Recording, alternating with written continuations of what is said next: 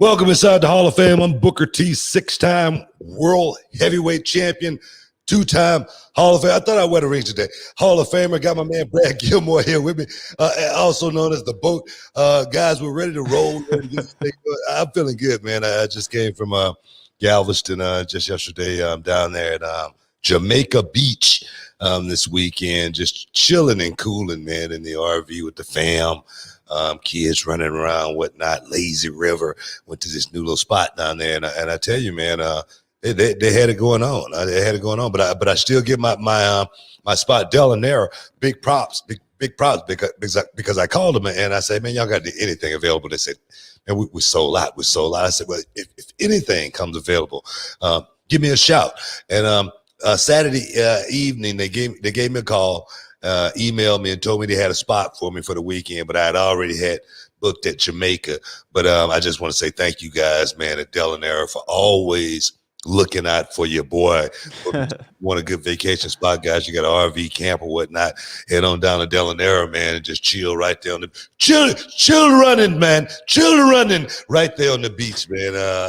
Well, you don't speak the language. You don't speak the language. Oh, I remember the movie Cool Runnings. Was that the one you're talking about? Chill running. We're a Jamaican bobsled team. I understand that too, but chill running is just on the island, you know.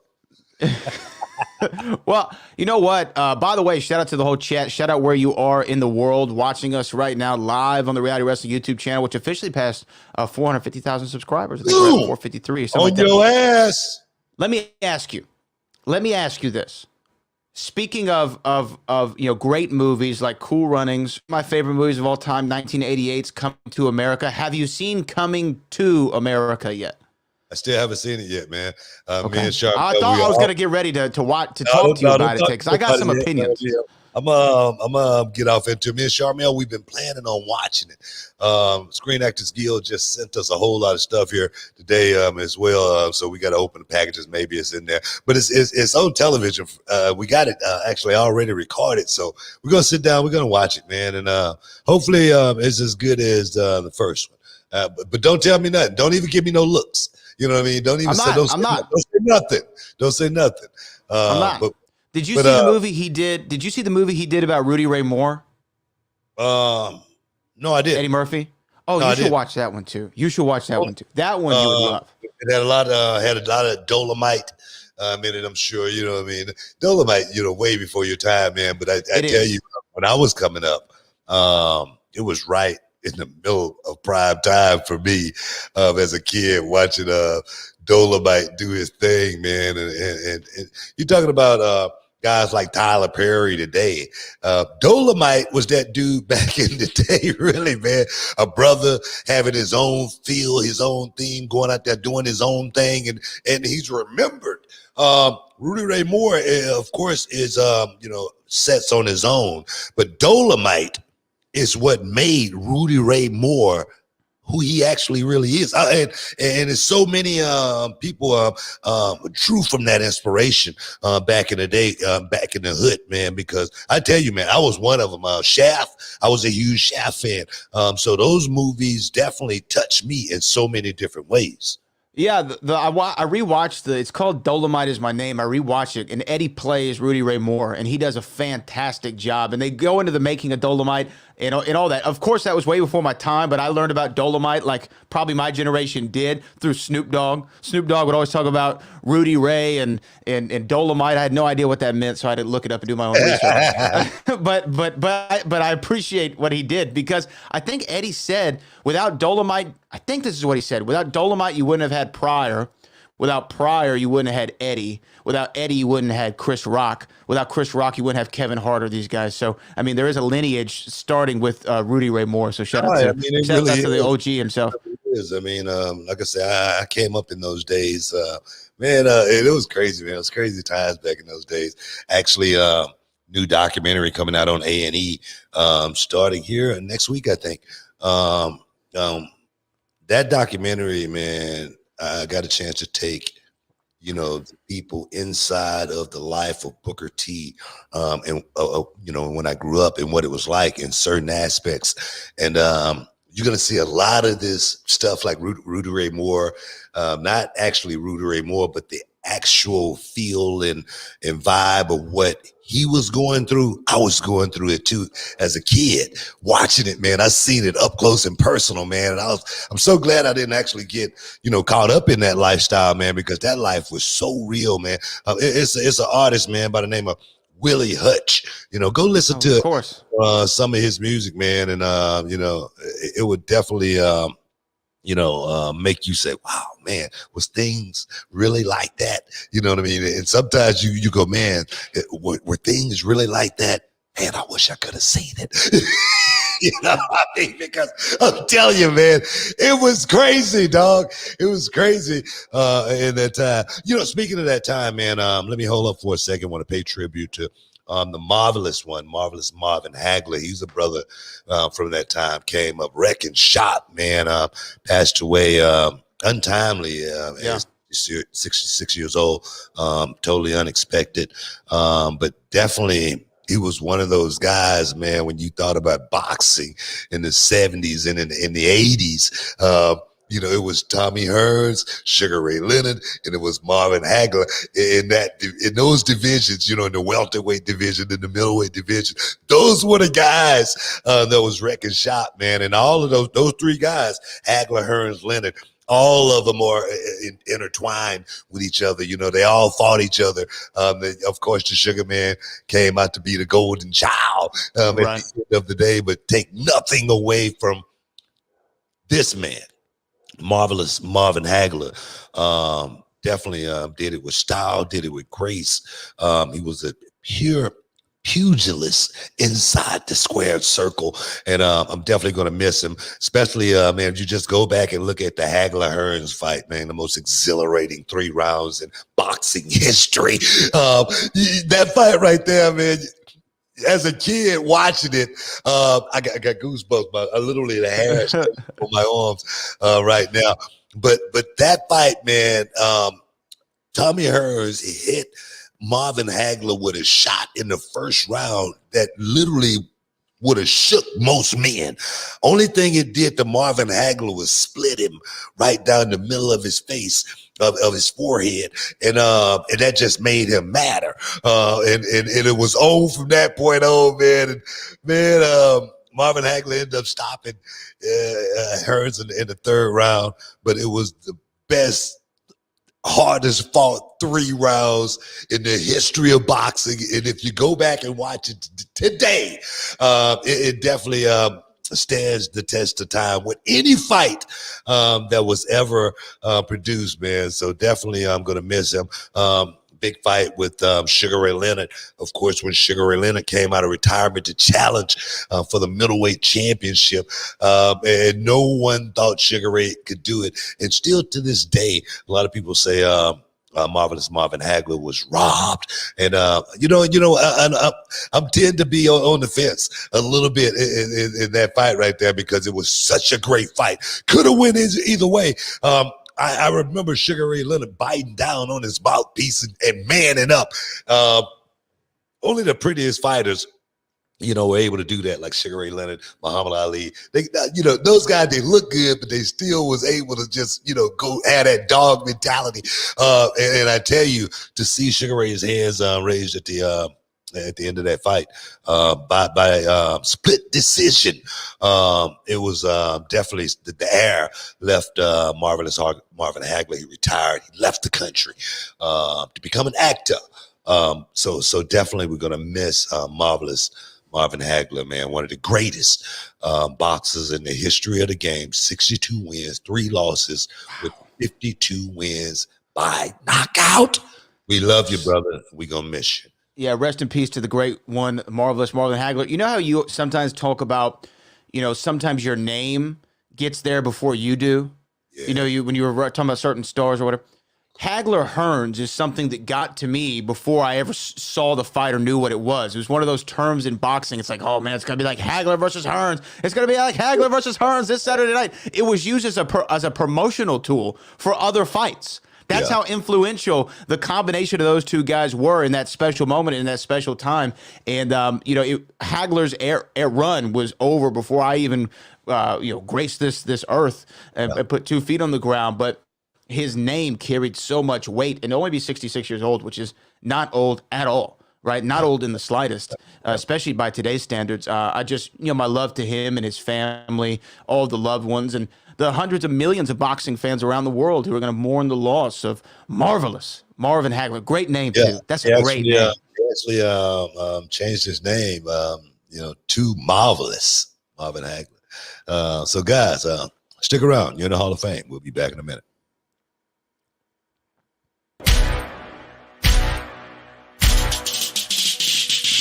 Ryan, I know you're actually one of the most underrated talents that's ever been inside a reality wrestling ring, but you're not the talent. Me beating you, becoming the greatest reality wrestling champion, it's not personal, it's inevitable. Ryan King! Another 18! Number 1, 2! He did it! Dreams do come true! This is the bounty of all bounties. Are you ready to cowboy up? Brian Keith, after all these years, cashing in and becoming the new reality of wrestling heavyweight champion. It was an awesome night. But this business, guys, has always been built on rematches. You want your rematch? I'm a fighting champion. You don't work hard like I do. You don't want this like I do. What do you want? Family? I'll bring your snot-nosed kids, your wife, your old ass. I just want to let both of you guys know something. This match will be held inside the steel cage. Lives get changed inside that match. Inside that structure, no one comes out the same. Will history repeat itself? Will lightning strike twice? Brian Keith is 15 feet in the air. Brian Keith from up top. Unbelievable cover. No break. And Ryan Davidson, I'm here to answer the call. You get mauled. Welcome back inside the Hall of Fame, y'all. We love that reality of wrestling stuff. Hey, man, I got some big news about reality wrestling coming real soon. I'm not going to talk about it right now. I got a big meeting coming up tomorrow, actually, about reality of wrestling. And man, this could be something that could change the whole face of reality of wrestling. It could change the whole name of the game as far as independent wrestling goes, and how far we can go if we do it right. Taking those baby steps is what reality of wrestling has done for 15 years now. 16 years, my mistake, 16 years we've been taking baby steps to get to a place to where our fans, the reality of wrestling, the Road Nation, can come along with us and say, man, I was a part of that at the beginning when those guys first started, when the tape was definitely like watching a karate movie. The words, didn't match up at the same time, as you heard them. You know what I mean? The lighting was bad. You know what I mean? It was dark. And so, the in-ring performances, was definitely, not as good as one would want watching professional wrestling match. But we started with a bunch of young men, a bunch of young women, and we have grown over this 16 years, and we have created something like nobody here in Texas has done since. The great Paul Bosch, the man, I wear the ring. There it is. I wear the ring right there. Has done, and we are trying to make wrestling something totally relevant in the state of Texas again, like no other. And so guys, stay tuned. Probably next week, maybe even a week after, maybe even sooner. You're gonna hear something about reality wrestling where you're gonna say, man, these guys are really trying to make a play and give these young guys out there a chance at learning this business the proper way, getting off that springboard, man. You don't want to jump off the high diving board your first try. You know what I mean? Try the bank. You know what I mean? And then go to the low board, medium, and then you move up. That's the way we do it. We crawl before we walk. We walk before we run.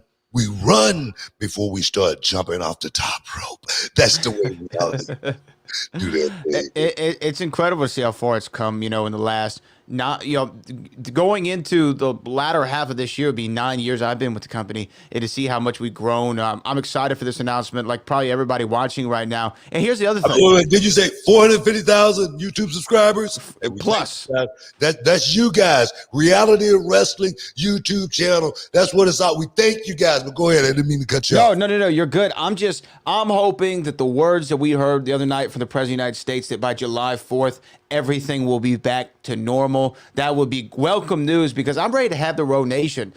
You know what? If we can, all 452,000 of them, as long as we're safe and we can have everybody back, I'm ready to have the Row Nation back inside of the World Gym Arena and have that energy. Because the thing is, I always would hear about the ECW crowds back in the day having an energy to them.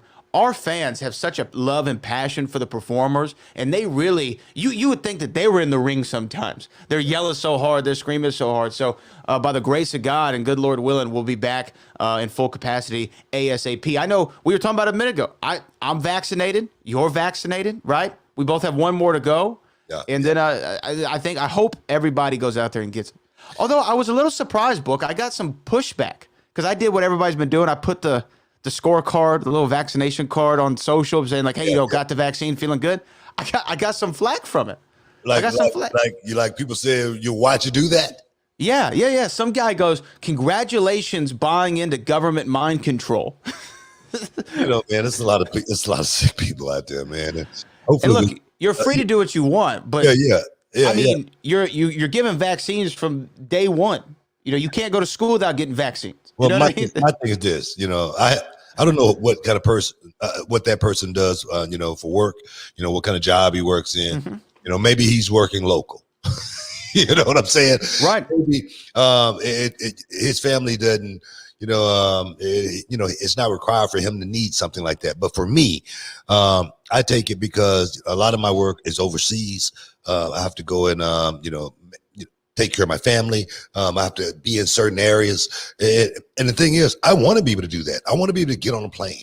I want to be able to take the mask off on the plane. And I'm sure we're going to get to a point, I don't know how often, that guy flies as well, but I'm sure we're going to get to a point to where to get on an airplane to fly without a mask, you're going to have that card to show someone. Yeah. I'm sure it's going to get. Look here, I've been flying, since, for a very long time. Let's just say that I've seen the world change as far as the way we walk into an airport and, walk through security and get on the plane. And trust me, I've seen it so relaxed, where brothers were smoking cigarettes, you know what I mean, in the air. That's how far I've been around. Okay. So I'm saying, for me, for my family and for my friends and people around me, I'm taking the vaccine. I think that's just a political thing, and we need to get past it. But speaking of friends, I went and seen a friend of mine yesterday, Ken Kershaw, out at Atascocita Golf Course. Good friend of mine. He fell, man. He fell in his house, and he was paralyzed from the for a minute, and literally couldn't do anything, but he's back on his feet. He's walking, he's strong. Man, I gave him the biggest hug yesterday, man. And it was one of those things, man. I just wanted to go see him, man. It was a forecast of 80% rain yesterday. And I still. So you were like, sounds like a good golf day. Sounds like a good golf day. And I went out and I got a chance to see him, man. Like I said, I gave him the biggest hug. I hope I didn't hurt his back. I was thinking about that after I did it. And everything was going well until that day I ran into book. Yeah, man. Serious, man. But I was just so happy, man, to see him back up on his feet. So Ken, bro, keep working hard. Get stronger. I got to see you back on the links, and we got to, play around 18 as soon as you get a chance. But I just want to say, brother, I love you, man. I'm just glad to see you back up. That's what this thing is all about, man. The political stuff, forget all of that. It's all silliness. But we also got to recognize one more friend of the show, an extended friend of the show. He hasn't appeared on this show, but you have a tight relationship with him. We got to congratulate our guy, Bad Bunny for winning a few Grammys last night. He cleaned Yeah, up man. at the Grammy Awards, Grammy Award winner. He's won Grammys before, of course, with the at the Latin Grammys, but he won some Grammys last night. So big shout out to Bad Bunny, the WWE 24/7 champion, and the man who sings the song Booker T that we all know and love. So shout out to Bad Bunny. Best Latin pop artist. Yes. Pop album. What is a pop album? Isn't that like Michael Jackson? You know, I guess it's why it's, why wouldn't be, you know, hip hop or rap? I don't know how the Grammys do their classifications. They're all over the place. Because they have categories, like in the rap category, it's like best rap album, and then it's best rap sung collaboration, best feature, best it's all silliness. Nevertheless, Bad Bunny, most streamed artist in 2020. So he had that coming to him. He had that success coming to him at the Grammys. And I'm glad that he was recognized at a major scale. And here's the thing, again, for the people who were like, why is Bad Bunny on WWE television? I just can't figure it out. Are you starting to see? The guy's a celebrity. He's a big star. Maybe you kind of try to figure it out a little bit. You know, the guy just won Grammys, man. You know, so that it says something. You know, and it says a whole lot for his people, man. You know what I mean? Oh yeah, puts his people. You know, I tell you, that scene is so huge now. It's unbelievable, and it's something, you know, like a lot of people you hear say, and you know, I don't know who Bad Bunny is.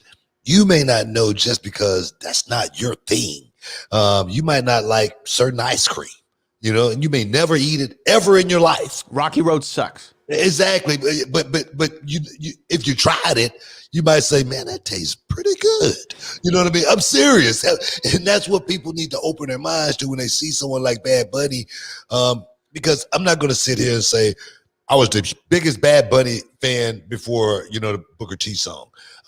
He made me realize that some young kid, you know, from Puerto Rico could be watching Booker T on television and say, man, that dude's dope, you know, and then, like I say, sometime later, make me relevant. You know, I had heard the name, but was I the biggest Bad Bunny fan before, you know, I knew who he was? I can't say that, but I can say this. Immediately after I did my research on Bad Bunny, I go, wow, this dude's big. And it didn't take but 2 seconds on the phone, Bad Bunny.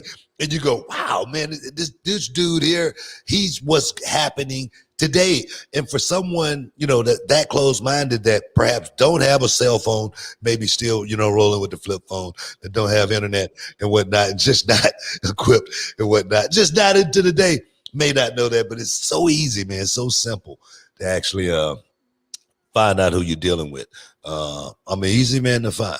I'm at the Plaza Hotel. It's one of those type of deals. Just watching that movie the other day too.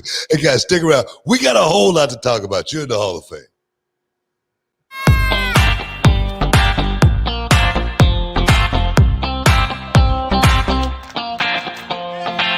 I see a sky with a reindeer covered and running. I see a train moving all too fast, but I'm not leaving. And you go round and round and round, and you cannot see. I'll go right behind you, walking the tree. You look so beautiful today, and how the game is changing. Just like a stranger, suddenly knows everything.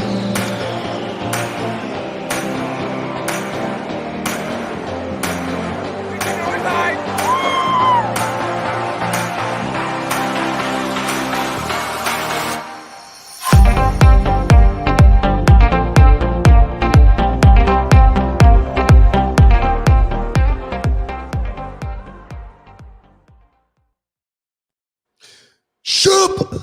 Welcome back inside the Hall of Fame, y'all. Hey, man. Yeah, I was just that movie I was talking about. You know, I'm at the Plaza Hotel. I'm an easy man to find. You ever seen that movie, The King of New York?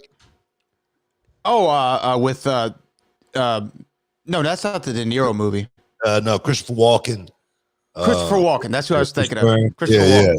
yeah, Yeah.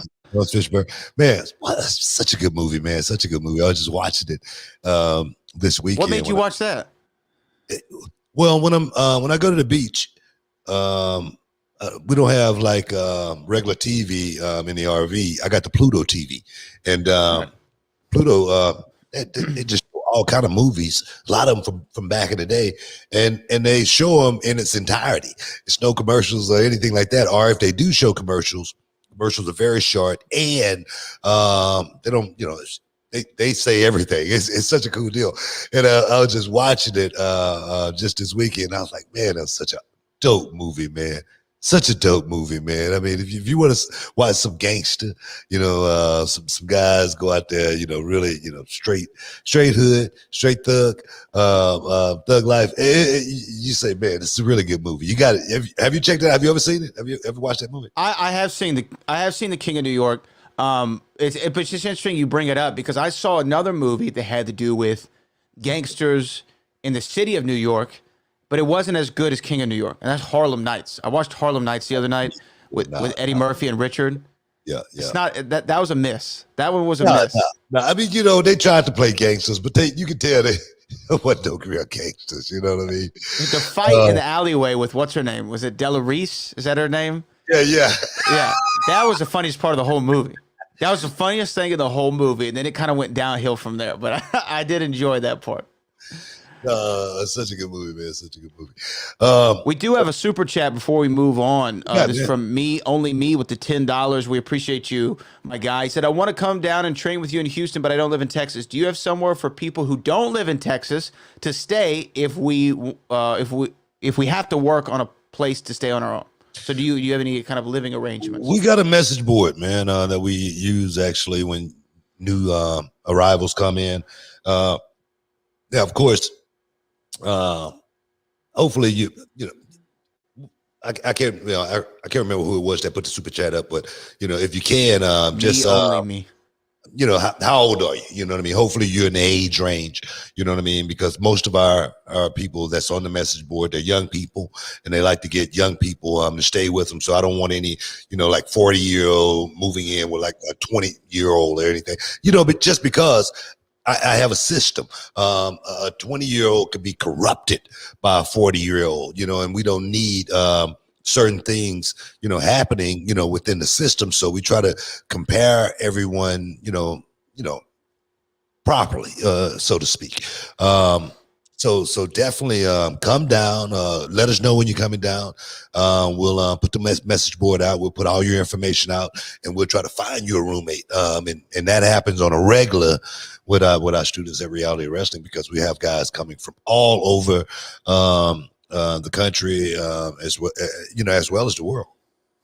Yeah, so sign up for Reality of Wrestling today. Come on down. We'll train you up, Book. What's been on the old mind, Book? I know you got things that you want to talk about that we have to we can only address inside the hall. Oh man, no, seriously, there's a lot of stuff going on in the world right now. But Tuesday Night Wars look like it's perhaps getting ready to come to an end. NXT perhaps moving to Tuesday nights. The war could be over. I think that would be good for both sides. Honestly, I think we get so much more accomplished if both of those shows wasn't on the same night, because it's hard for me. If I want to flip back and forth, if I'm trying to get some, some scoops, some news, and one of those things in today's world, you're going to watch both somehow, so, or, you're going to phase one out a little bit more. You know what I mean? When you could easily alleviate that problem and say, man, let me look at it from, just say, for instance, we'll do it from a time trial perspective. Okay. What I mean by that is, in certain races, they don't race head to head. You know what I mean? They race in stagger, but whoever have the best time, that's the guy who wins. So I think doing it like this, being able to see both shows from a full 30,000 view perspective, you'll be able to say, man, I really like that show. Or, man, that show was so much better than the other show, opposed to trying to watch bits and pieces of both of them. You agree? Disagree? I agree with you. I think that it's kind of a disservice to run 2 wrestling shows at the same time on the same night. Now, say one came on before the other one, I think that would be more logical. Like, say NXT's on from 6 to 8 and AEW's on from 8 to 10. I know that wasn't the intended purpose, but as the viewer, you're like, okay, cool, I can sit down for 4 hours of wrestling. I liked for like maybe 2 weeks flipping back and forth because it gave me that old feeling back in the day. And then after the 2 weeks, I was like, you know what? I'm just going to stick to this one. I'll record this one and watch it later if I have time to get to it. And you were 100% right with your point. Most of the time, you kind of phase that one out. You're like, I'll just read about it online. I'll have to watch this one live. I'll read the results later for that one. So if NXT were to move to Tuesday and you're not competing on the same night, I think that you're giving wrestling fans more of what they want. More entertainment across more nights out of your week. If you're a wrestling fan, you would love to have wrestling on Monday, Tuesday, Wednesday, and Friday. That sounds like a good week. You know, I'm an NBA fan. I want to turn the games on every single night. I don't want to have to choose between watching the Lakers and the Warriors and the Nets and the Sixers. I want to watch them separately. So I think that if they make the move, it's the best idea for them because all you're doing is taking away from your own audience when you could be successful and own a whole different night. Yeah. Tuesday's a pretty slow night. Definitely you can, sit down and watch some wrestling on Tuesday night. Ain't nothing going on. Wednesday night, ain't pretty much nothing going on. So you could definitely, as well as, the way you were saying it there, 3 hours of TV on Monday night. That's a lot of wrestling. It is a lot. 4 hours. That is just an extremely too much amount of wrestling in one night. Yeah. Unless you're just one of those wrestling nuts, you know what I mean? Where you just one of those guys that just can't get enough of your wrestling, and me personally, I don't know too many of those guys still left on the planet. Okay. That's a lot. That's a lot to consume. That's a lot to consume. Which is why I think people started to I'm just going to watch this one. And I'm not going to watch the other one because you just can't do it all in one night. So me personally, there again, I agree with that too. I think the 7 I just fell. Also in the news, Paul White seems to be advocating to get more WWE talent in the locker room from a morale perspective. And one name he threw out and said would be a great asset to AEW would be Mark Henry. What do you think about that? Do you think Mark Henry is going to take the bait and perhaps be on the next Dynamite next week? I could see it. The only reason I could see it is for 2 reasons. One, Mark is another guy similar to Big Show. He's done everything that he could possibly do in the WWE. He's a Hall of Famer. He's a world champion. He wrestled The Undertaker at WrestleMania. I mean, the list goes on and on and on. He had one of the most memorable promos with the salmon skin, jacket. So Mark's done so much. And then with his Busted Open show, I know he's gone and covered events for AEW. I think he was at the first Double or Nothing. He's been at certain events. So that makes sense to me too. Thirdly, I recently saw a story like 2 weeks ago that he was training for one more match. That's what Mark wanted, just one more match. And here's the thing, you're going to go where the money is. And AEW might just throw a bunch of money at Mark Henry to have him have that one more match. Can you imagine? Paul White, no more BS, Paul White versus the world's strongest man, Mark Henry, live and in living color. I could see it happening. It wouldn't surprise me.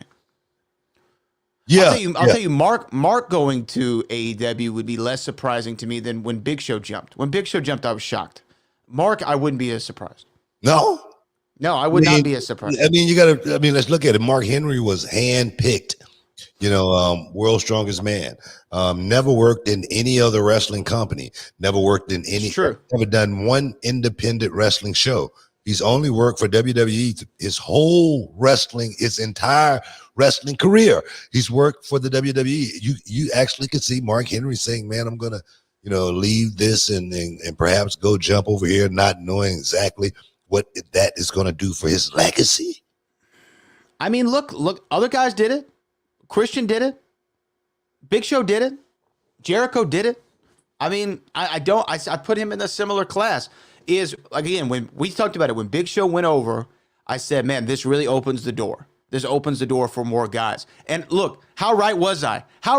Because the next week, Christian jumps. The next week. So if Mark were to come over and he wants to wrestle and he calls the office in Stanford and they say, Mark, we think you're better in the capacity and the role that we have you in currently as an ambassador, and Mark wants to wrestle, I could see him jumping. Okay, the question is,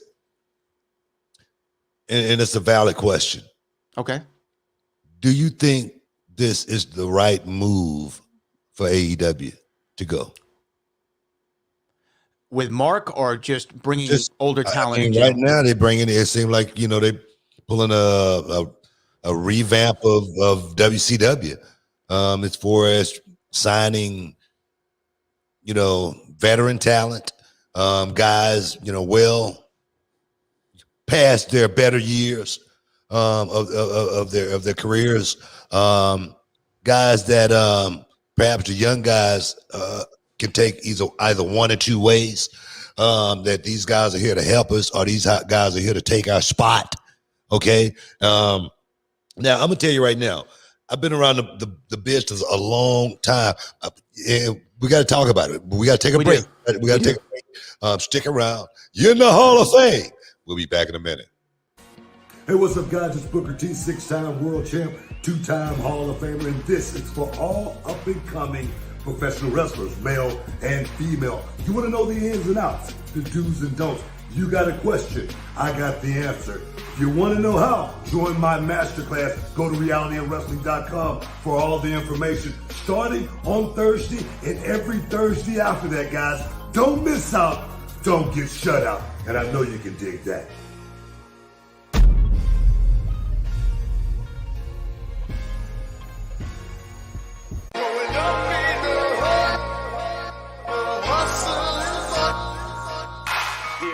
The Academy.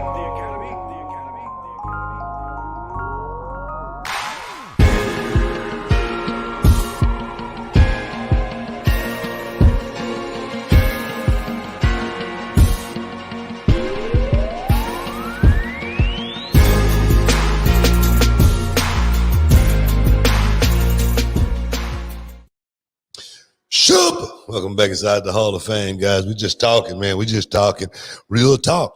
Real talk. It's real talk here inside the Hall of Fame. I was telling a story about how just how things are as far as the business goes. As far as when you perhaps getting older, jump ship, go to the next place. I remember when a lot of those guys came over from WWE.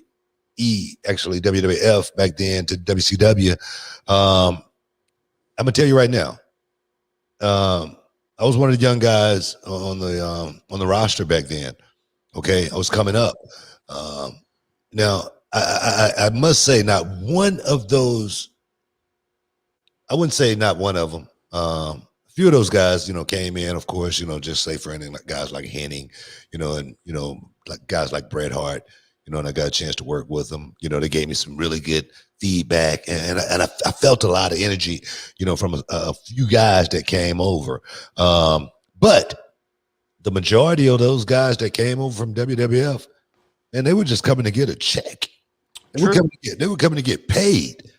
Eric Bischoff was writing some big checks back then, and it wasn't his money, of course, but he was writing a lot of big checks. And those guys, it's a thing, man. If it's a company opening, and they're writing big checks, man, we better go get in on this, man, because this thing might not last too long, man. Let's get our paper, okay? I remember when I left WWE. Excuse me. When I left WWE, and I went home, and then TNA called me, and then I went to TNA. I can remember feeling the resentment in the locker room, like you could cut it with a knife. It was smothering. It was that thick. I could tell these young guys didn't trust me. Right. I could sense it.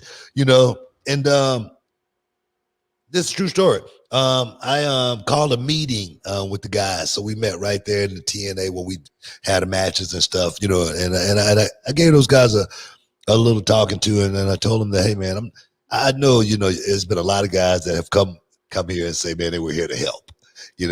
I say, but honestly, actually, I'm here to help you guys. Anything you guys need, I'm going to be here to help you. You know what I mean? I'm not one of these guys coming here to, put myself over or anything like this. I want to, bring you guys up to my level and surpass. And I hope one of those guys, like AJ, when they get an interview, they back me up on this. And then, I finally, we was overseas and I had to prove myself, to those guys as well and show them that, hey, guys, I'm not here just for me. I'm here for you as well, because we went through a stretch, some stuff happened, and the guy that stood up for the boys was me. Because it wasn't about me. I could take care of myself, but I wanted to make sure I took care of my crew at the same time. It's very few guys going to come along that want to do that, because most of them going to be coming to get their check. Now, after a while at TNA, a very, very short time, maybe 2 months at TNA, I saw what direction it was going in. And you know what I did for the next, 20 months? I came to pick up my check. Okay. And I didn't care what those guys did. I just wanted to come and I thought about, continuing on just to stay on to keep getting the check, but I said, now let me bounce off of this, because now my legacy is in jeopardy at the same time. And I'm sure a lot of these guys perhaps may be thinking the exact same way. I want to ask you something about that real quick. Dan said, hello, King, Booker, and Brad. I hope you're doing well and staying safe. We appreciate that, Dan. This is what you brought up. You invoked the name. You invoked the name of Eric Bischoff. And it's funny that you're talking about this, because Eric just did an interview with, I think it was PW Mania, some outlet. And this is a direct quote in regards to bringing in old talent like he did back in the day, like you were just talking about, bringing in the Hogans, the Machos, the whomever, right, was coming over. And this is what Eric said about AEW doing the same thing. And tell me if you agree or not. He said, that young talent, you need to bring up that young talent. You need them to brush up against a Sting. You need to be Darby Allin getting that rub from Sting in AEW. That's how you utilize a guy like Sting, because the audience is still invested in Sting. AEW signed Big Show. Why? Big Show's a name with a ton of freaking equity. Will they use him in the ring? If they do, it'll be an occasional thing. The audience digs the character, and that's all that matters. If the character happens to be 52, or in Sting's case, 62, it doesn't matter, because the audience still digs it, because there's equity and money to be made there. Do you agree with that? No. No, why not? I think he makes a valid point. I agree in certain aspects. A guy like Sting is an anomaly. He's different than anybody you're ever going to deal with, in the wrestling business, who, can keep their equity, as long as they have, just because Sting changed, with the times, he figured it out. But as far as, having the older guys in the ring performing and the younger generation watching them, I've said this, and I've said 1,000 times, a lot of people, like right now in the chat, man, Booker T's cool dude. You know what I mean? He looks good. You know what I mean? The beard is looking real right these days, with a little color in it. But but my thing is this, and I love all those guys. I love all those guys that look up to me in that way. But it's hard for 15, 16, 21, 22-year-old kid to aspire to be 56. It's just hard, to see a 56-year-old with the title. That's unattainable for that young kid. That young kid I got to wait till I'm 56 years old to get this kind of rub. I got to wait that long to be a part of this game. I'm not willing to wait that long. You know what I mean? I'm not willing to pay those kind of dues. I believe in, respect your elders, but my new slogan is respect your young people, because they are the future. They're the ones that's going to be doing the big shows, at 30, 35, and hopefully they have that knowledge to be in that position and hold that, because it's not an easy trip. So my thing is, you invest in the young talent. You bring the young guys up. You give the young guys a rub. The ones that figure it out, they get it. The ones that don't, we push them to the side. We keep on rolling. But my thing is, I'm not finna bring a bunch of old guys, Not saying that these guys are old. I'm not talking about AEW or anything like that. I'm talking about a company. I'm not finna try to build my company from an in-ring perspective with guys that I know can go out and throw a hip, blow out a quad, you know what I mean, walk into the ring. I'm just not finna do it. And that's just my personal opinion. No, I mean, you can't build your entire roster off those guys. You can't. There's no way. It's not sustainable. But if you use them in certain spots, like Eric said, you use Big Show occasionally. You use Christian occasionally. You use whomever else they brought in occasionally. I think that you can make it work because it's the same thing. When Hogan went over to WCW, I think that it would be foolish to say that he didn't bring a lot of recognition to that brand. Angle. There again, you talking about an anomaly. You talking about Hogan. No, look. Here's the thing. Any of those guys. What I'm saying is, you're talking about Hogan. You're talking about Moch. You're talking about Bret Hart. I'm talking about you. I'm talking about you and all the guys. You and Angle and Nash. When y'all were over there in TNA, it brought equity to that brand. Yeah, I tuned in because I wanted to see y'all, and then that's how I found out about Robert Roode. That's how I found out about AJ Styles, Petey Williams, the skipper of Elix. That's how I found out about those guys because I was tuning in to see you. Yeah, but my thing is, I'm gonna just say, for instance, Hogan. How many great matches you remember Hogan having? When he came to WCW, how many matches you remember Hogan having? Period. When he came to WCW. What we gave, and what we got in return, did we really get our monies? Did Hogan save WCW? In the short term, not in the long term. You know what I mean? That's what I'm saying. So those guys came in with contracts where they had creative control. They was getting paid more money than all of us guys that had been there all of those years. They jobbed everybody out. They had in their contracts where they couldn't lose. So I don't think, the return we got or they got was worth, bringing in all of that talent. I don't know what's going on with AEW or anything like that. But my thing is this. When AEW first started, I thought we was getting ready to see something new. I didn't think we were getting ready to see a revamp of WCW, and I'm not knocking them or anything like that.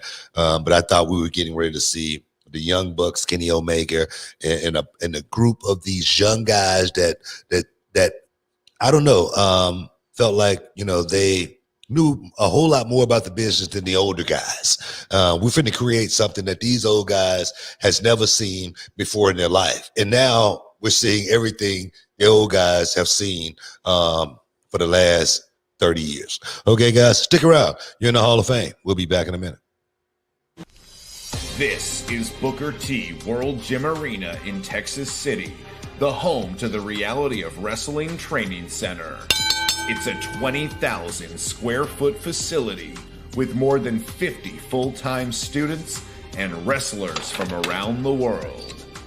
Inside the World Gym Arena sits a 9,000 square foot venue set up for weekly shows. From up top, 1-2 moonsault. Where our students showcase their skills in front of a live audience. What he's done here is awesome. He's created opportunity and he's creating great talent, as you guys well know. In the back, a full weight room. 6 up. Complete with state-of-the-art equipment and personal trainers. There you go. Two more. A full staff and office personnel. One more. Running the day-to-day operation. We have interview sets for TV production, promo classes, quarterly combines. We evaluate progression and team building. Referees, commentators, ring announcers, and live television production. At the World Gym Arena, we don't just teach you how to become a professional wrestler, but an elite sports entertainer. This is Reality of Wrestling.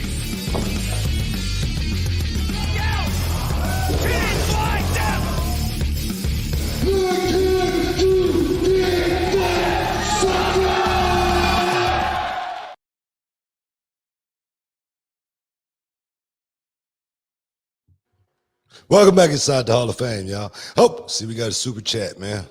Yeah, the real Giannis says, the real Giannis, that's funny. With the $5 pounds, I think these are £5, not even dollars. Wow, Booker T, my G, was watching you growing up in Abu Dhabi. Legend, my guy. Hey, man, appreciate it, bro. Still working So hard. appreciate you. You're working hard to try to stay on top of my game, man.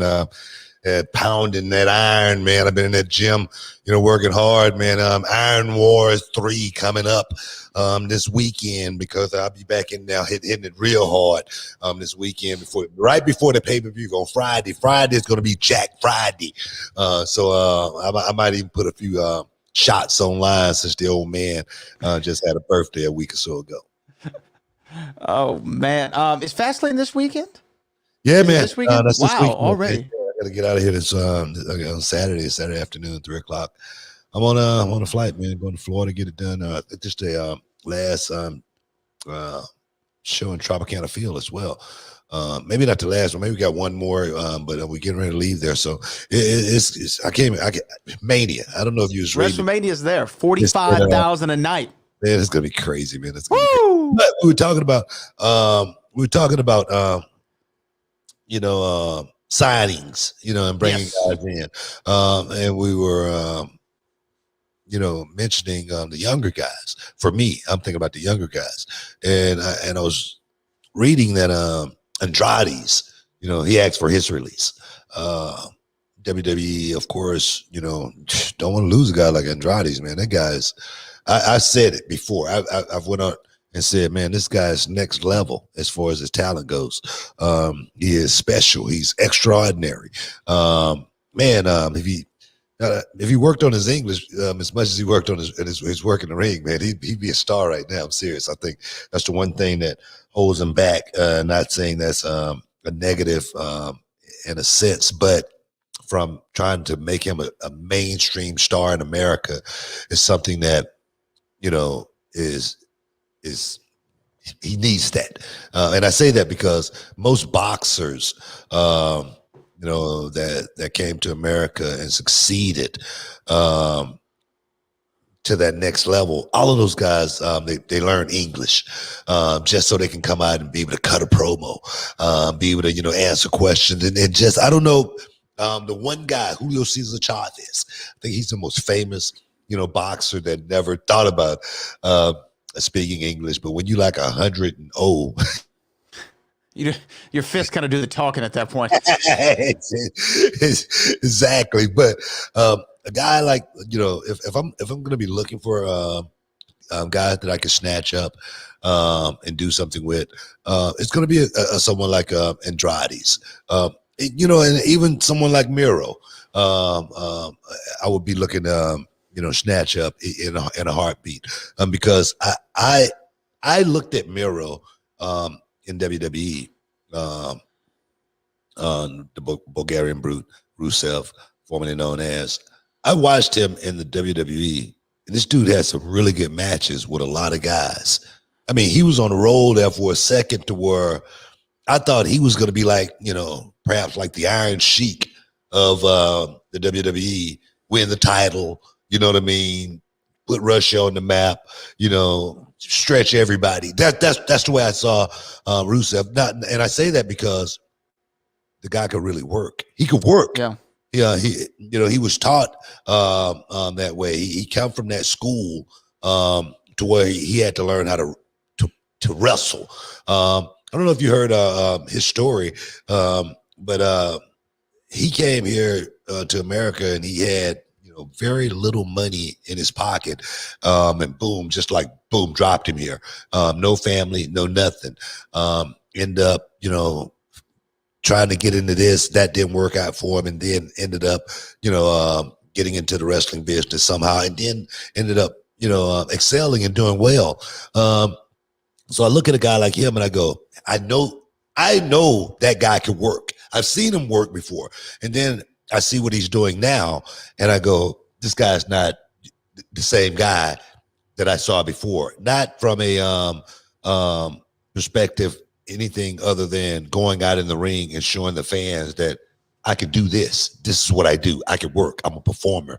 Now he's changed gears and he's doing something else. I don't know if that's, AEW, work or whatnot. But I do know bringing in young talent, putting them in the right place, that company could explode to a point to where people go, wow, this is something really, really, really, really cool. And I just think there again, I'm going to be relying on the younger guys to make that happen more than anything.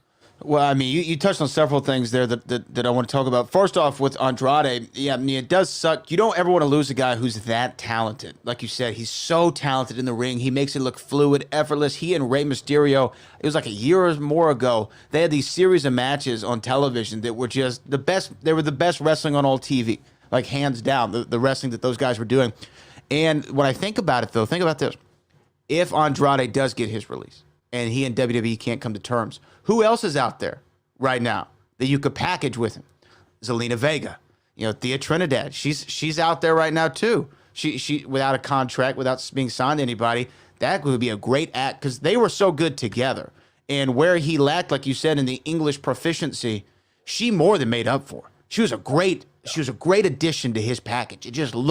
They looked like this was what we needed. These guys are going to come in, they're going to beat everybody, they're going to win the championships, the whole 9 yards. So if they were to be able to pull that off, that'd be a great coup for AEW.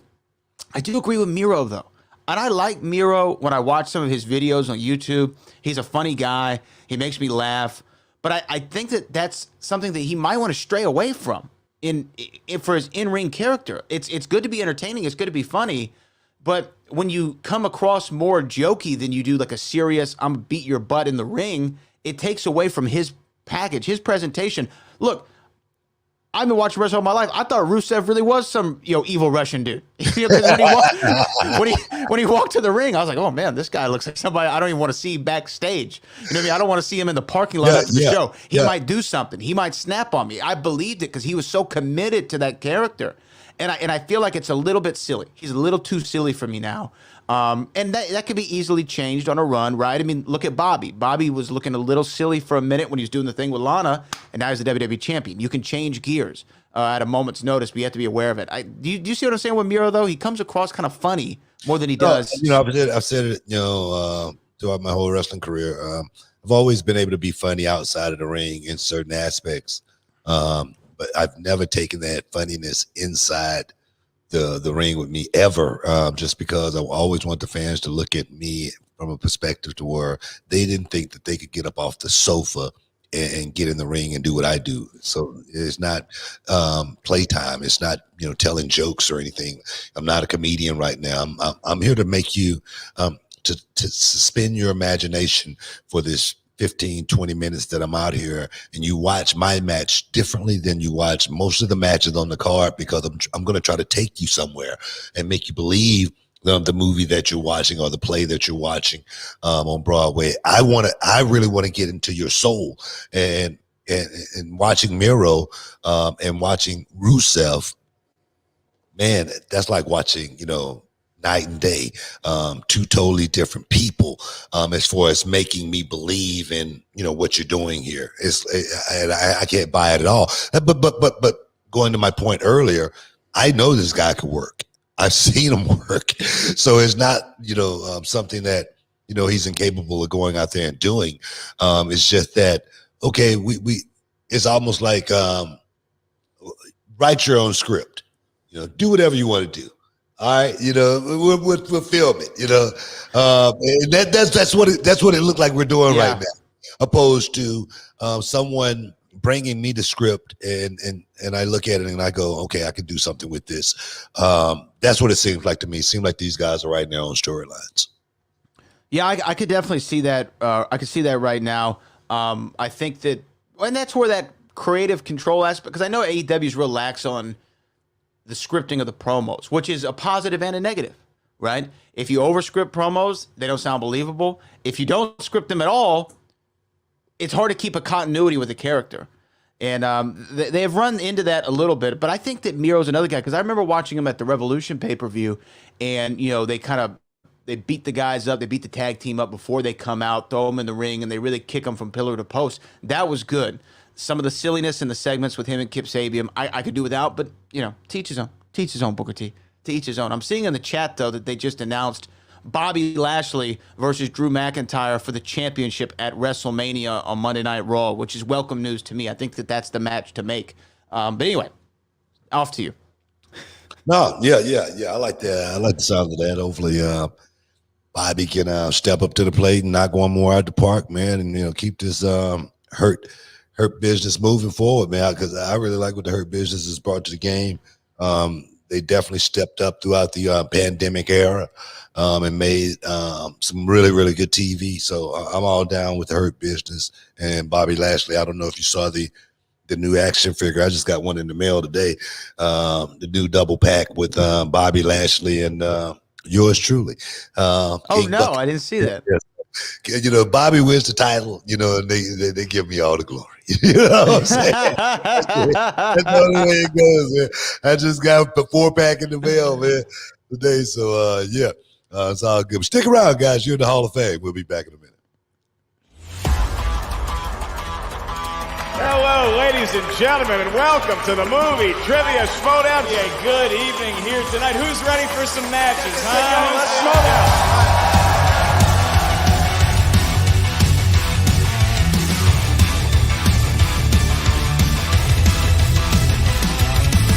Questions are going to be asked to the field. They are each worth 1 point. Who plays Laura in the 2017 film Logan? Daphne Keane. Daphne Keane. Round number 2, each competitor is going to get a spin at the wheel. Final round 3 begins. Niet. No. Sam Witwer has been eliminated. Celebrity Schmodown, free-for-all style. Let me see. Team Classic! This is why we play the Schmodown. Rising Sun! And your winner! MMA or boxing, it's like you want to see the two best scrapping it out. The Schmodown, as we know, we got a little bit of a WWE flavor to it. And I'm going to give him a show in Chicago. Get your tickets. We are coming with the fire. Movie Trivia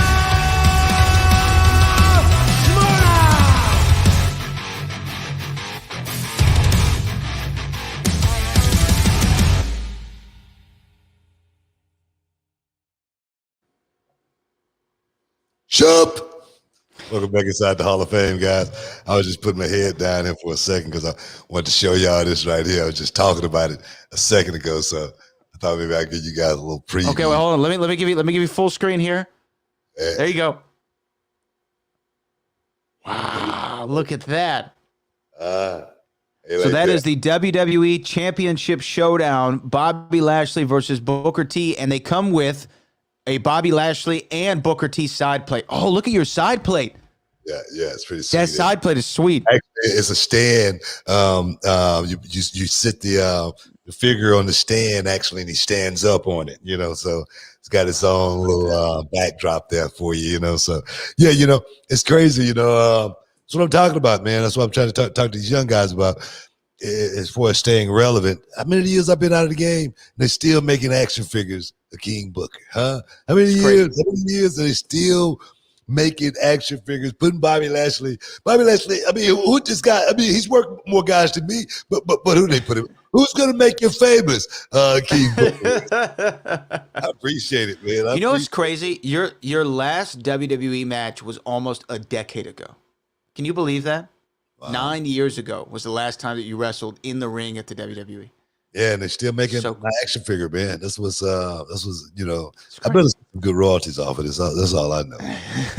Those checks look nice. Royalties off this damn thing because I'm gonna be hot if I don't, man. But let's move on, man. Let's move on. UFC went down this week, man, and it's a lot of shenanigans been going down UFC. UFC Vegas 21.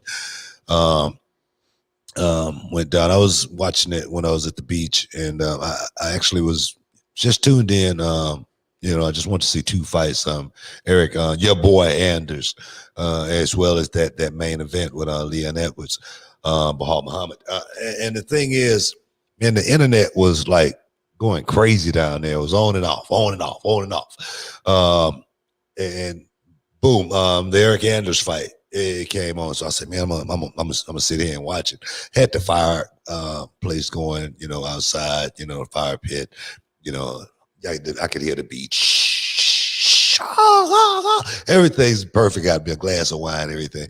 And then fights starts. Being Eric Anders actually was looking pretty good in that fight against Stewart, and I thought, this thing's going to be, a good win for Eric. Get back on track, just because this guy, not coming from a true MMA background, he's done relatively well, other than a bump in the road here, bump in the road there, just because the fight game is levels. Okay, I understand that.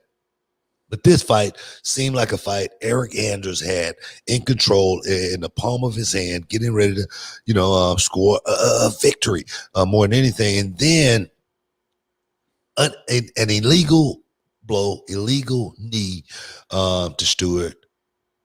Stop the fight. No contest. Up in the air, whatever we're going to do from here going on. But it was clearly to me that Stewart was a down opponent. And these guys they're not like looking from, around the corner or anything like that. No, I'm serious. Sure. They're like so up close, and personal. It's like you can't not see the guys down. It's no way. It's no way you can't see that. So for it to happen is one thing. For it to be called a no contest is another. What made this fight different, than the last fight with Piotr Yan, and Funkmaster Sterling, different, as far as context go. Other than Peter Yan didn't understand English, and Eric Anders, he did. That's the only difference I could see for one to be called, a disqualification, and one to be called a no contest.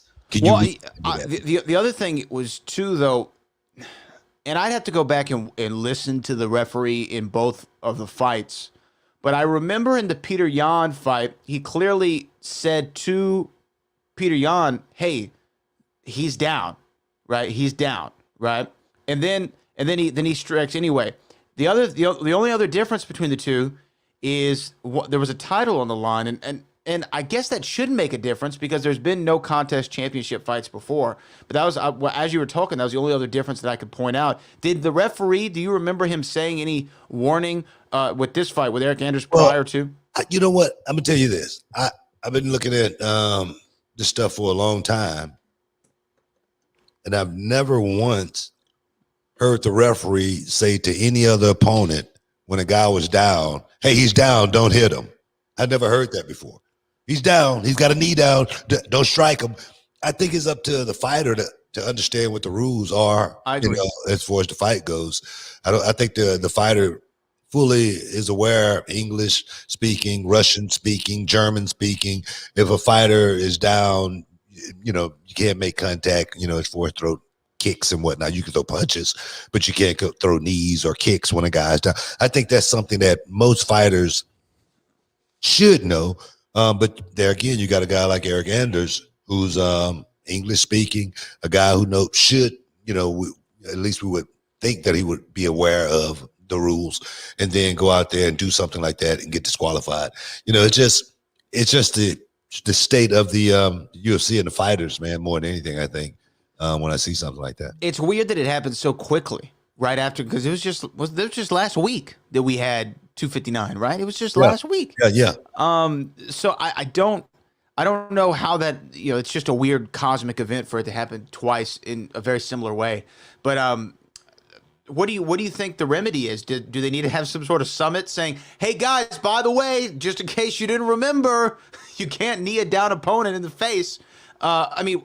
I just don't understand why it's happened so frequently. Well, I think that rule is something that's already set in stone, that you can't, strike a down opponent with knees or kicks. That's already been established. So I think when something like that happens, the fighter should get disqualified. I don't think it should be up for debate or anything like that. I think it should be an automatic disqualification. If a fighter does something illegal in that form. Now, an eye poke or something like that, that's different. You know what I mean? If you get warned about it once, you get warned about it twice, boom, and it happens, then we might could do something. But I don't know. I don't know what's going to be the remedy for something like that. But moving to the main event, Leon Edwards, Bilal Muhammad, there again. Real quick.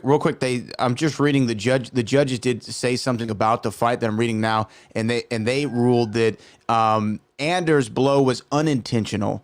So that's why they thought it was unintentional. That's why it resulted in a no contest. It doesn't make any sense to me. How do you know? Well, how do you know Jan's was intentional? That's what I don't understand. And it just goes back to the warning, I guess, but still, it doesn't make a lot of sense. But continue. I'm sorry. That seemed like just an out, and I understand that. But moving to the main event, Leon Edwards versus Muhammad. That fight right there, man, it was turned out to be a good fight. Edwards didn't look like he was getting the upper hand. Didn't look like he was winning the fight. Perhaps, yes. Did it look like he landed the better strikes, more effective strikes? I think so. But the fight, as far as him saying that, let's look past Muhammad now. That fight was what it was. I deserve a title shot. I've been around here long enough. I deserve a title shot. And that's the question. Should Edwards get a title shot after his performance on Saturday night? That's my question. I don't think so. I mean, look, prior to it, I think that his is a name that has come up as, he's on this great streak. Should he get a title shot? Sure, he's in line. I think, where's his ranking? Was he number 2 in the world? Number 2 in the world? Yeah, I mean, so obviously a title shot cometh, but you can't go out there, poke a guy in the eye, whether intentional or not, poke a guy in the eye, it'd be a no contest, and saying, well, done with him. You just can't move past it. And poor Muhammad, he had worked his entire career to get to this moment of facing a top 5 ranked contender in a main event of a UFC show, and it goes down without an eye poke. There's unfinished business there. I mean, we don't know who the better man was. We have no idea who the better man was. So I don't know. I don't understand how Leon's like, it's almost like he took that fight just to have a fight. Because remember, he was going to face, who was it? Was it Kaz? How do you say that guy's name? The new Kazmat Muhammad? I'm saying his name wrong, but you know who I'm talking about. They were supposed to fight. He was supposed to fight him. That guy pulled out due to COVID, and then they just kind of threw him into this one. But I don't know if he's saying, well, I just wanted to have a tune-up fight because now I'm ready for the championship fight. I don't like that. I don't like the mentality. And I felt like he didn't respect his opponent that night. Because a lot of times we see this sport as a sport of honor. He should have respected his opponent and say, you know what, we'll run it back one more again, and then I'll move on to bigger and better things. Well, if he's that confident that he'll beat him. The reason I think it's got to be Kazmat Chimaev. Yeah. The reason I think it's got to be a rematch is because, he's saying, it was obvious that he was winning the fight. That may be true. But in, the UFC and the main events of a fight in the UFC, those fights, from what I last heard, they were 5-round fights. And I've seen fighters look great in the first 2 rounds. And maybe first 3, maybe first 4 rounds and get stopped in the 5th. So we cannot say exactly what was going to happen in that fight. And I definitely think it should be a rematch with Muhammad. I think he deserves a rematch, especially after that brutal eye poke. And we'll talk about that. Stick around, guys. We'll be back then.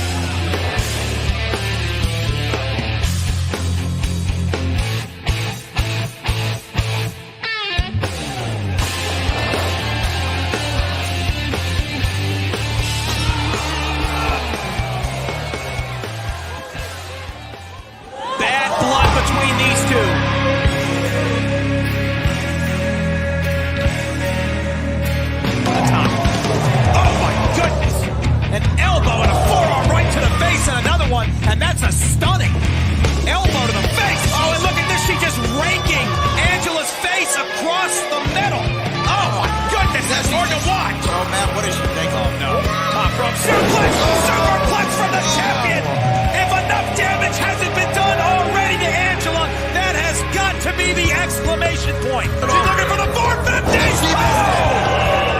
From the top rope, she's calling for shooting star press. Star press. Shooting star press. Cover 1, 2, 3. Welcome back inside the Hall of Fame, guys. Man, watching You get hype every time you see that one. Yeah, every time I watch Angela and Hayan doing that thing, man. I think that thing's got over 8 million views, man. Oh, I think it's way more than that. Well, yeah. I mean, I think it's way more than that. I'll crazy, tell you what man. it is here in just a second. Nuts, man. That video is going viral, man. For Try 31 million. 31 million views for that one video right there, guys. 31 million. Versus AQA. That's reality of wrestling zone, man. When you get numbers like that, man, that's rolling with the big dogs, man. That's rolling with the big dogs. And there again, want to thank the over 450,000 subscribers to our YouTube channel, guys. You know what? I just want to let you guys know that you guys really saved us in 2020. Our YouTube channel is what kept our reality of wrestling school and dreams and hopes alive. We don't know if we would have, I'm gonna tell you right now, I know 100% that we would have had to shut down our wrestling school if it wasn't for our 450,000 YouTube subscribers just watching our stuff on a weekly basis. I thank you guys for keeping reality of wrestling in your thoughts on a regular. And what we got to do now, what our job is at Reality of Wrestling, is to make it better and give you guys a better product. Again, I really, really appreciate everything you guys did for us in 2020. But back to that eye poke, man. But Muhammad literally was crying like he had just got a whooping by his dad. I'm serious. Yeah. And he was a little bad. Man, that was when I watched it back. I was watching it again today, and I cringed to the point to where I couldn't actually really watch it the way you see something like that, because it was brutal. And my thought was, man, only thing I was thinking was his finger must have went all the way in his eye, and his eyeball had to move for him to be crying like that. Okay, because it wasn't a punch or anything like that. It was his hands extended. So the one thing I'm thinking in my mind, that, man, this dude, like, the Three Stooges back in the day used to give the guys the eye poke, exactly. And it definitely, man, it made me uneasy. It made me feel a certain way for Muhammad. Losing the fight is one thing, but losing it that way, man, I felt sorry for him. Not even able to get really the fight underway and get started. Like you said, 5 rounds, anything can happen, especially in the welterweight division. I'm reminded of the Colby Covington-Kamaru Usman fight, right? I mean, it looked like they were going to go the full distance, and then Kamaru literally broke his jaw in the last 20, 30 seconds of that fight. So anything can happen. And for Muhammad, again, to work, this is something you work your entire career for. And then for the guy who did it to you to seemingly be like, oh, yeah, I know, I poked him in the eye, it's a no contest. Yeah, so I want to fight for the title next. It's like, I don't know. It reminded me of Peter Yan raising his hand after he kneed Aljamain Sterling in the face. I'm like, guys, can we have a little tact? Maybe he thought it was going to be a no contest as well. He was hoping. He was hoping so he could hold on to that title. I'm just saying, maybe it should have been a no contest as well. So I don't know, man. I don't know. Edwards seems to be a really good fighter. He is. I was watching the fight with Edwards and Usman earlier today, and I was just watching how Usman controlled him, throughout that whole fight, took away all of Edwards' weapons. And the thing is, Edwards has a lot of weapons, but if you could, take those weapons away from him, he's a guy shooting blanks. He can't do a whole lot, and that's what Kamaru Usman did to him in that fight. So he's a good fighter. Do he deserve a title shot? Can he beat Israel Adesanya? I highly doubt it. Okay, let's just say that. Moving on, Henry Cejudo announced his unretirement. Triple C say I'm back. Put me in a match with Aljamain Sterling next. Yeah. Oh, you know what I'm saying? What do you think about Triple C making his return? Not just making his return, but making his calculated return to the UFC.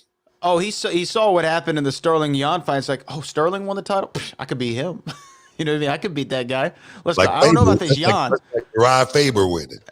Right, I could beat this guy. Hey, Dana, you want me to come back? You need a little bit of a pay-per-view draw? Now your boy Connor's on the shelf. Triple C will come back.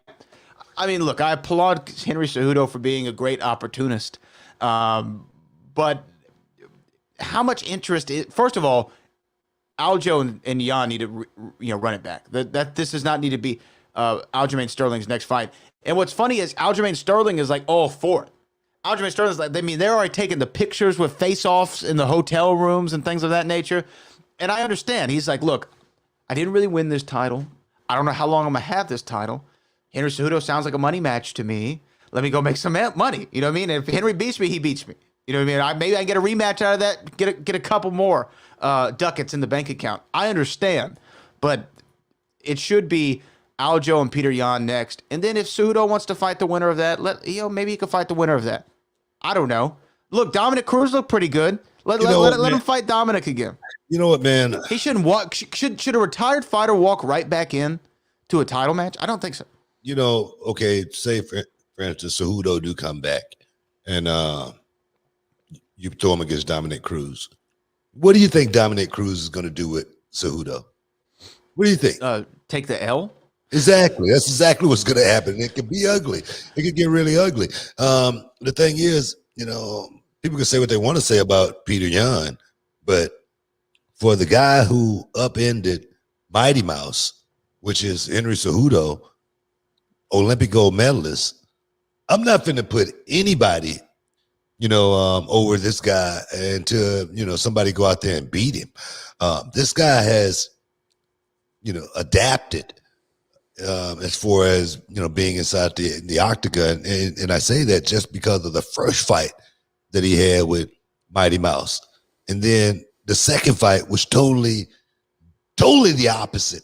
And people can say, well, Mighty Mouse knew he was leaving the UFC and he didn't put all into that fight. I'm gonna tell you right now, a fighter like Mighty Mouse, he doesn't want to go out there and lose on anybody's terms. If he's gonna walk away from something, I'm sure he's gonna want to walk away a winner. So Cejudo went out there and figured it out.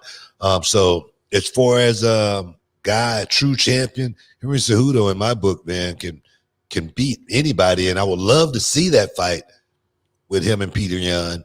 And the thing is, I'm almost, I wouldn't say I'm 100%, but I'm almost, weighing to the side that Henry Cejudo will want that fight just as well, just to show the world how good he really is. Because who has Henry Cejudo ducked since he's been in the game? He hasn't ducked anybody, but I don't know if beating Aljamain Sterling. Yeah, has he ever even thought about saying no to a fight? I haven't seen this. Henry Cejudo stepped up to fight anybody that they put in front of him. I agree. He went out there and prevailed every time, other than with Mighty Mouse, and then to redeem himself. And with that one guy, to where you say, man, what did I do wrong? Knowing that I'm a better fighter than this, and then come back and figure it out. I get a guy nothing but the highest praise. So Peter Yan, Cejudo, Aljo, run it back with Peter Yan just to make it right. Make it right. But I would love to see Triple C come back in his first fight for the championship against Peter Yan, because I know he can run through Dominic Cruz and the rest of them suckers. Well, yeah, as long as he already had cleaned out the division before Peter Yan came around. My thing is, as long as Yan and Aljo can have their rematch first, I'm 100% okay with Henry Cejudo coming back. But I just feel like they gotta clean that up. We got to figure out who the real champion is, because there's no way that you can put Aljamain Sterling versus Henry Cejudo next. There's just no way for the sanctity of and the honor of the sport. You can't do that. You got to do Peter next, and then Go ahead. Do whatever you want after that. Have Henry Cejudo come back. Look here. Did Conor McGregor come back and fight for the title immediately when he came back? Well, he fought for the title against Habib, right? But he never lost the title. No, but I'm just saying. But he came back and fought for it. That's what Henry will be doing. That's true. Doing the same thing. I agree that he can come back and do it, but you have to do Jan and Aljo first. You have to do that first. You got to do it first, and then I'm fine. I'm fine with whatever you do after that. Look, man, ain't nobody worried about if you fine with it or not. They better damn well be. They don't care if you. The Hall of Fame makes things happen. I don't care what anybody says. This show makes things happen. All right, man. All right. Well, shoot, man. We got to get out of here right now. We got to roll up, man. But we will be back again on Wednesday, doing it again. So, guys, make sure y'all tune in with us as well. Hopefully some good news come through these next couple of days. But appreciate you, man, as always, for hanging out with me. You guys in the chat. As always, man, appreciate you guys for being a part of the Hall of Fame. You are the ones that make it all work. But right now, guys, we up out this mug. Shut up! Can you dig it?